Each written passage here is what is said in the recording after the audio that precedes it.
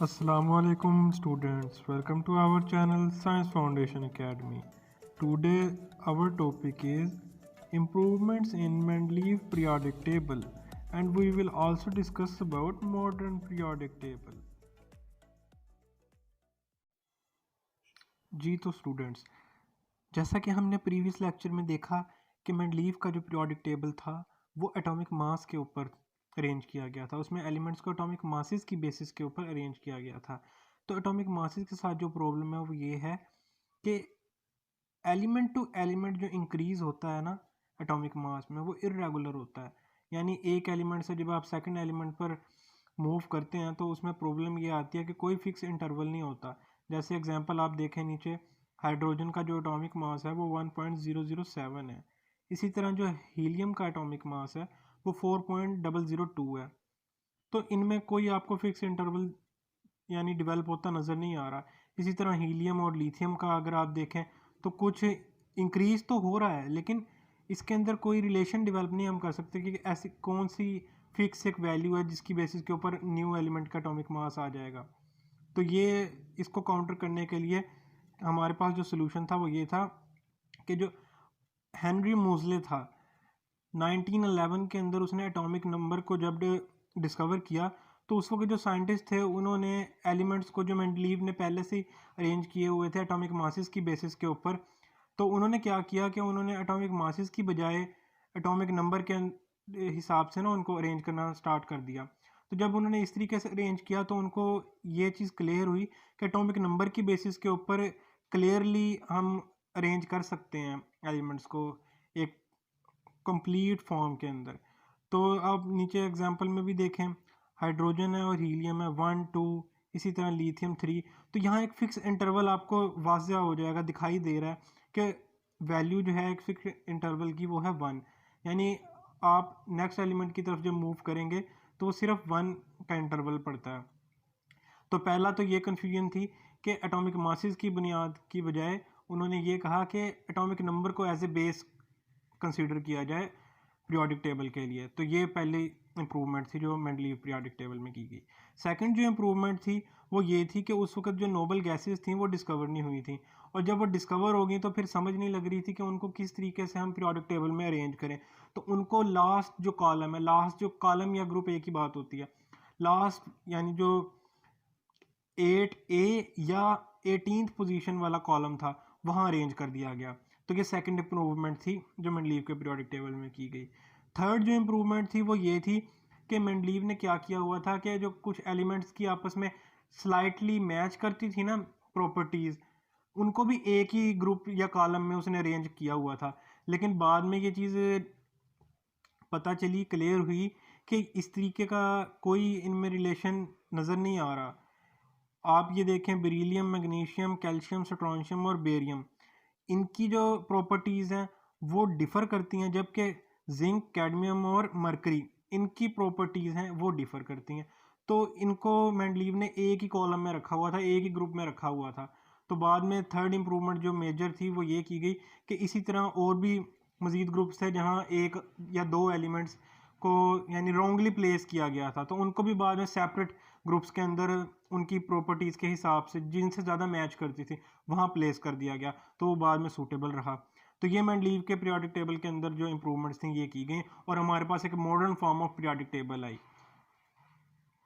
Modern periodic form of table जो है उसके अंदर बेसिकली हमने एटॉमिक मास की बजाय एटॉमिक नंबर की बेसिस के ऊपर ही अरेंज किया है इंक्रीजिंग ऑर्डर में, यानी लेफ़्ट टू राइट, अगर हम एक रो में फर्दर इंक्रीज करें तो।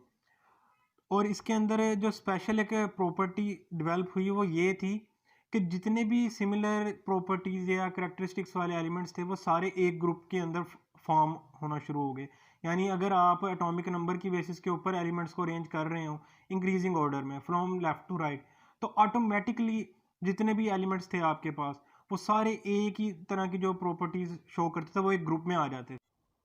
तो मॉडर्न पीरियोडिक टेबल की ये फॉर्म थी जो आप अब अपनी स्क्रीन पर देख रहे हैं। इसको हम स्टेप बाय स्टेप अभी डिटेल में स्टडी करते हैं, वीडियो को एंड तक लाजमी देखिएगा। जी तो स्टूडेंट्स, सबसे पहले हम पीरियड्स को डिस्कस करते हैं। पीरियोडिक टेबल में हॉरिजॉन्टल लाइंस को हम पीरियड कहते हैं। अब यहाँ हॉरिजॉन्टल लाइन कितनी है, 1 2 3 4 5 6 एंड 7। तो पीरियोडिक टेबल में 7 पीरियड्स एग्जिस्ट करते हैं। अब हम पीरियड्स की लेंथ के हिसाब से उनको डिफाइन करते हैं। सबसे जो पहला हमारे पास पीरियड है उसके अंदर हमारे पास जस्ट 2 एलिमेंट्स एग्जिस्ट करते हैं, हाइड्रोजन एंड हीलियम, तो इसीलिए इसको शॉर्टेस्ट पीरियड भी कहा जाता है। फिर हमारे पास सेकंड एंड थर्ड जो पीरियड्स हैं उनके अंदर 8 एलिमेंट्स एग्जिस्ट करते हैं, 1 2 3 4 5 6 7 एंड 8। तो इसलिए इन दोनों पीरियड्स को हम नॉर्मल पीरियड्स कहते हैं। इसके बाद फोर्थ एंड जो फिफ्थ हमारे पास पीरियड हैं उनको हम लॉन्ग पीरियड कहते हैं, क्योंकि इनमें 18 एलिमेंट्स एग्जिस्ट करते हैं। इन दोनों पीरियड्स में 18 एलिमेंट्स एग्जिस्ट करते हैं। उसके बाद 6 एंड 7 जो हमारे पास पीरियड है इनको वेरी लॉन्ग पीरियड या एक्सटेंसिव पीरियड भी कहा जाता है। ऐसा क्यों है, क्योंकि इन दोनों पीरियड्स में लेंथेनम और एक्टेनम के बाद सेपरेट एलिमेंट्स भी एग्जिस्ट करते हैं जो इन दोनों के साथ तो प्रॉपर्टीज सिमिलर शो नहीं करते, लेकिन उनकी आपस के अंदर यानी कि जो अलहदा से उनकी करैक्टरिस्टिक्स हैं, इसी बुनियाद के ऊपर, इसी बेसिस के ऊपर उनको पीरियोडिक टेबल में बिलो प्लेस कर दिया जाता है और इनको इसीलिए लेंथेनाइड एंड एक्टिनाइड कहते हैं। लेंथेनम से लेंथेनाइड और एक्टिनम से एक्टिनाइड। अब बात करते हैं इन सिंबल्स की, ये स्टार और ये प्लस। तो स्टूडेंट्स इनका जस्ट यहाँ पर एज ए रेफरेंस यूज़ किया गया है, इनका वैसे कोई मीनिंग नहीं है कि जो स्टार है वो लेंथेनाइड सीरीज़ को शो कर रहा है और जो प्लस है वो एक्टिनाइड सीरीज़ को, इससे और इनका कोई मीनिंग नहीं है। तो ये बात क्लियर हो गई आपको कि पीरियोडिक टेबल में 7 पीरियड होते हैं। अब 7 जो हमारे पास पीरियड है उसकी स्पेशलिटी ये है कि उसमें एम्प्टी स्पेसेस एग्जिस्ट करती हैं। ये इसलिए साइंटिस्ट ने नेक्स्ट फ्यूचर प्लान्स थे उनके कि जो अनडिस्कवर्ड हमारे पास एलिमेंट्स होंगे ये प्लेसेस उनके लिए उन्होंने लीव कर दी। इसी तरह ये वाली भी जो आप वाइट स्पेस देख रहे हैं ये भी एलिमेंट्स को फिल करने के लिए ही स्किप कर दी गई थी कि आगे अगर नेक्स्ट फ्यूचर में कोई भी न्यू एलिमेंट्स डिस्कवर होते हैं तो उनको इन प्लेसेस में फिल कर दिया जाए।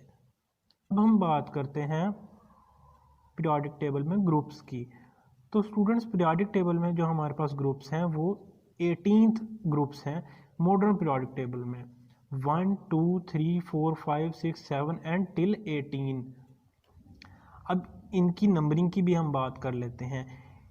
प्रीवियस IUPAC का जो था हमारे पास रेफरेंस, उसके मुताबिक इनको A and B group series के अंदर डिफाइन किया गया था, 1A 2A 3A 4A and 8A तक। और जो मिडल के अंदर हमारे पास एलिमेंट्स आ रहे थे इनको B से रिप्रेजेंट किया गया था। अब जो हमारे पास A वाले थे उनको हम कहते थे मेन एलिमेंट्स और जो B में थे हमारे पास उनको हम कहते थे transition elements. Transition elements students ऐसे एलिमेंट्स होते हैं जिनमें पार्शली फिल्ड d ऑर्बिटल्स होते हैं, पार्शली फिल्ड d ऑर्बिटल्स। तो हमारे पास कितने ग्रुप्स आ गए, 18 ग्रुप्स आ गए। इस वक्त जो हम फॉलो कर रहे हैं वो IUPAC का मॉडर्न रूल फॉलो कर रहे हैं 18th वाला, और ये वाला है प्रीवियस, ये AB वाला। ये दो जो मेन और ट्रांजिशन की बेस के ऊपर थे।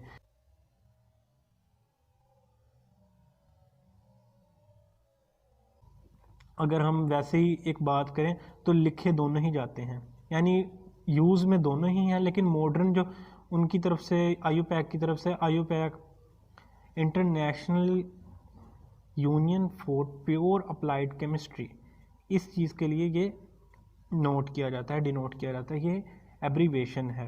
ये बेसिकली एक ऑर्गेनाइजेशन होती है जो different set of rules provide करती है केमिस्ट्री रिलेटेड और different science related terms and definitions. जिस तरह ये प्रोडक्ट टेबल के अंदर इन्होंने ये अपनी यहाँ पे रेफरेंस दिया हुआ है और अपनी रिकमेंडेशंस दी हुई हैं। ग्रुप्स हमारे पास 17 आ गए। ग्रुप्स के अंदर एक स्पेशल करैक्टरिस्टिक ये होती है कि ग्रुप्स में जितने भी एलिमेंट्स होते हैं उनकी सारों की प्रॉपर्टीज सेम होती हैं। ग्रुप्स में जितने भी एलिमेंट्स होते हैं उनकी सारी प्रॉपर्टीज सेम होती हैं। फर्स्ट ग्रुप में जितने हैं उनकी आपस में प्रॉपर्टीज सेम होंगी। सेकंड में जितने एलिमेंट्स एग्जिस्ट कर रहे हैं उनकी करैक्टरिस्टिक्स सेम होंगी। लेकिन पीरियड के केस में ऐसा नहीं होता। पीरियड के केस में अगर हम बात करें कोई से भी बोरोन और कार्बन, तो इन दोनों की करैक्टरिस्टिक्स आपस में डिफर करती होंगी। लेकिन अगर बोरोन और एल्यूमिनियम की बात करें तो इनकी करैक्टरिस्टिक्स आपस में सिमिलर होंगी। पीरियड्स भी हमने डिस्कस कर लिए, ग्रुप्स भी हमने डिस्कस कर लिए। नेक्स्ट है हमारे पास फैमिलीज इन पीरियोडिक टेबल। अब ये फैमिलीज क्या होती हैं? फैमिलीज बेसिकली पीरियोडिक टेबल में इलेक्ट्रॉनिक कन्फिग्रेशन की बेस के ऊपर डेवलप की जाती हैं। एक ही ग्रुप में जितने भी एलिमेंट्स होते हैं उनकी इलेक्ट्रॉनिक कन्फिग्रेशन सेम होती है, वो सिमिलर इलेक्ट्रॉनिक कन्फिग्रेशन शो करते हैं, यानी कि उनके आउटर मोस्ट शेल के अंदर same number of electrons exist करते हैं। अब यहाँ पर आप देख रहे हैं अपनी स्क्रीन पर वैलेंस इलेक्ट्रॉन अगर एक है तो ग्रुप नंबर एक के अंदर एक इलेक्ट्रॉन शो करते हैं वो आउटर मोस्ट उसमें, तो इनको अल्कली मेटल्स कहा जाता है। और इनकी जो जनरल इलेक्ट्रॉनिक कन्फिग्रेशन है वो NS1 है, यानी प्रीवियस जो कंप्लीट इलेक्ट्रॉनिक कन्फिग्रेशन है वो जो मर्जी हो उससे हमारा कंसर्न नहीं है। हमने सिर्फ आउटर मोस्ट जो वो शेल होगा उसके इलेक्ट्रॉनिक कन्फिग्रेशन को देखना है। यानी ये जितनी भी इलेक्ट्रॉन्स के नंबर लिखे हुए हैं ये सारे आउटर मोस्ट शेल के देखने, कंप्लीट नहीं देखने के। अगर हम बात करें कि एक एटम के पास अगर 4 इलेक्ट्रॉन है और दूसरे के पास 7 है तो इनकी इलेक्ट्रॉनिक कन्फिग्रेशन तो यहाँ पर सेम शो हो रही है, इनको एक ग्रुप में किस तरह प्लेस किया गया है। ये सिर्फ और सिर्फ आउटर मोस्ट की बात हो रही है, ये कंप्लीट इलेक्ट्रॉनिक कन्फिग्रेशन की बात नहीं हो रही। इसी तरह ये कंप्लीट एक फैमिलीज की सीरीज बन जाती है। आपके पास अल्कली मेटल्स हैं अगर एक इलेक्ट्रॉन आउटर मोस्ट शेल में है, 2 इलेक्ट्रॉन्स हैं तो अल्कलाइन अर्थ मेटल्स है। अब बात फिर ये भी आती है कि इनको अल्कली मेटल्स क्यों कहा जाता है? अल्कली मेटल्स इनको इसलिए कहा जाता है कि अगर ये वाटर के साथ रिएक्ट करती हैं तब ये बहुत ज़्यादा रिएक्टिव होती हैं।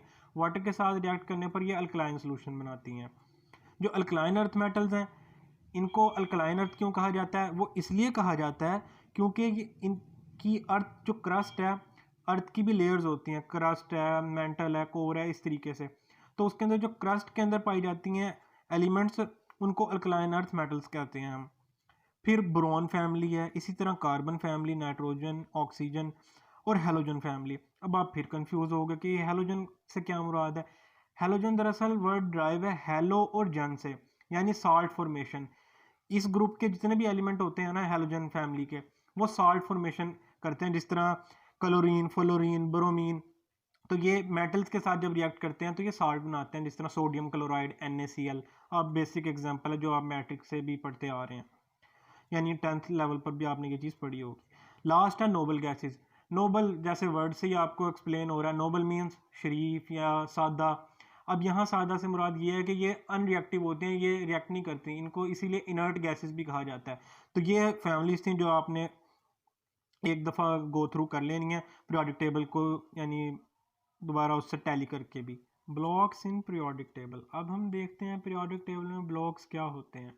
बेसिकली पीरियोडिक टेबल्स में 4 ब्लॉक्स एग्जिस्ट करते हैं, S, P, D and F। अब ये किस बेसिस पर इनको S, P, D और F कहा जाता है?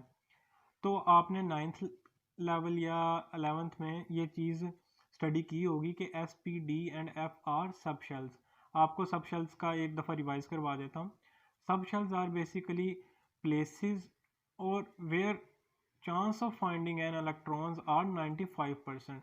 यानी सब शेल्स किसी भी शेल का वो पोर्शन होते हैं जहाँ मैक्सिमम चांसेस अवेलेबल होते हैं कि यहाँ इलेक्ट्रॉन्स की अवेलेबिलिटी होगी। तो उसी सब शेल्स की बेसिस के ऊपर ब्लॉक्स किए गए हैं, ये ब्लॉक्स में डिवाइड किया गया पीरियोडिक टेबल को।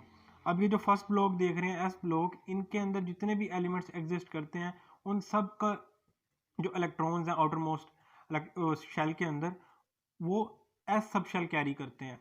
इसी तरह जो P ब्लॉक है आपके पास, उनमें जितने भी आपके पास आउटर मोस्ट इलेक्ट्रॉन्स हैं वो P ब्लॉक के अंदर ही, वो P सब शेल के अंदर ही एग्जिस्ट करते हैं।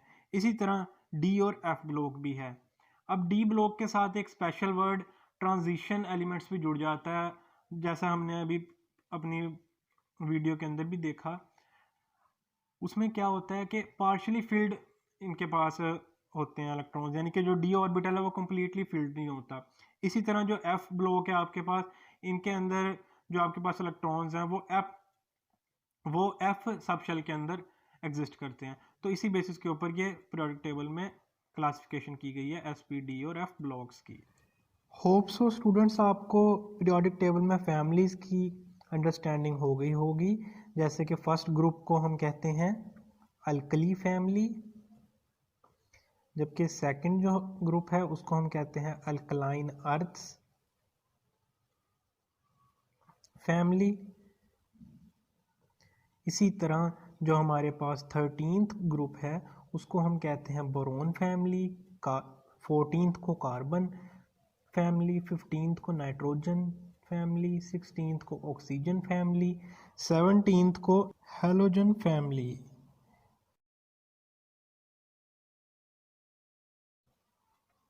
एंड लास्ट जो हमारे पास 18th ग्रुप था उसको हम कहते हैं noble gases family. Noble gases का ग्रुप है ये, तो इसलिए इसको हम नोबल गैसेस फैमिली कहते हैं। स्टूडेंट्स, तो आज हमने पीरियोडिक टेबल में पीरियड्स को स्टडी किया, ग्रुप्स को स्टडी किया, डिफरेंट फैमिलीज़ को देखा, alkali families, alkaline earth and so on.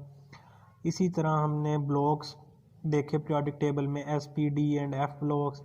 तो अब हम पीरियोडिक टेबल की रिप्रेजेंटेशन की बात करते हैं। आप यहाँ देखें, ये ग्रे कलर है, ये ज़रा डार्किश ग्रे कलर है, ये डार्क ब्लू कलर है और ये स्काई ब्लू कलर है।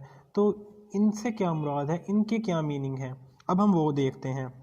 तो जो नोबल गैसेस हैं उनको यहाँ लेस ग्रे कलर से या स्लाइटली ग्रे कलर से रिप्रेजेंट किया गया है। ये जो लास्ट ग्रुप आप देख रहे हैं 18th ग्रुप या 8A ग्रुप, तो इसको ग्रे कलर से शो किया गया है। ये जस्ट एक क्विक रिकॉग्निशन के लिए है, ताकि जिस वक्त भी आप अपने माइंड में रिपीट कर रहे हो तो आपको एक क्लियर आपकी रिकॉल आ जाए कि पीरियोडिक टेबल में नोबल गैसेस किस जगह एग्जिस्ट करती हैं।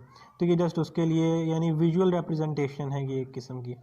मेटल्स को ज़रा स्काई ब्लू कलर से शो किया गया है, तो आप ये पीरियोडिक टेबल के अंदर ज़्यादा जो मोस्ट पार्ट है, मोस्ट ऑफ द एरिया है पीरियोडिक टेबल का, वो बेसिकली मेटल्स ही कवर करती हैं। ये जो डार्क ब्लू कलर है, या इससे हम ये देखें इंडिकेशन हमें ये मिलती है कि ये नॉन मेटल्स हैं, यानी इनमें मेटल की कोई प्रॉपर्टीज़ एग्जिस्ट नहीं करती। ये जो सारी आप ये देख रहे हैं जो इस कलर में एग्जिस्ट करती हैं। अब आप कहेंगे ये स्टेप वाइज क्या ये किया हुआ है इन लोगों ने, ये स्टेप वाइज से क्या मुराद है, इस ट्रेंड को हम क्या बोलते हैं, जिसको यहाँ मेटलॉइड्स भी कहा हुआ है। और अब ये मेटलॉइड्स क्या होते हैं? तो स्टूडेंट्स, मेटलॉइड्स बेसिकली ऐसे एलिमेंट्स होते हैं जो मेटल और नॉन मेटल्स के इन बिटवीन प्रॉपर्टीज शो करते हैं। यानी ना तो ये कम्प्लीटली मेटल की प्रॉपर्टीज शो करते हैं और ना ही कम्प्लीटली नॉन मेटल्स की प्रॉपर्टीज शो करते हैं। तो पीरियोडिक टेबल में इस रिप्रेजेंटेशन को स्टेज रिप्रेजेंटेशन भी कहा जाता है या स्टेयर रिप्रेजेंटेशन भी कहा जाता है, क्योंकि जिस एक किस्म की स्टेयर्स बन जाती हैं, तो इसलिए इसको स्टेयर रिप्रेजेंटेशन हम कहते हैं। तो ये जितनी भी यहाँ पे एलिमेंट्स हैं ये सारी मेटलॉइड्स हैं, सिलिकॉन, जर्मेनियम, इसी तरीके से ये जितनी भी आप यहाँ देख रहे हैं।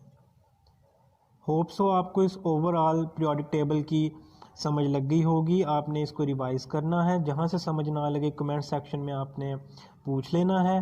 मिलते हैं आपसे नेक्स्ट लेक्चर में नेक्स्ट टॉपिक के साथ। तब तक के लिए अपना ख्याल रखिए। Thank you.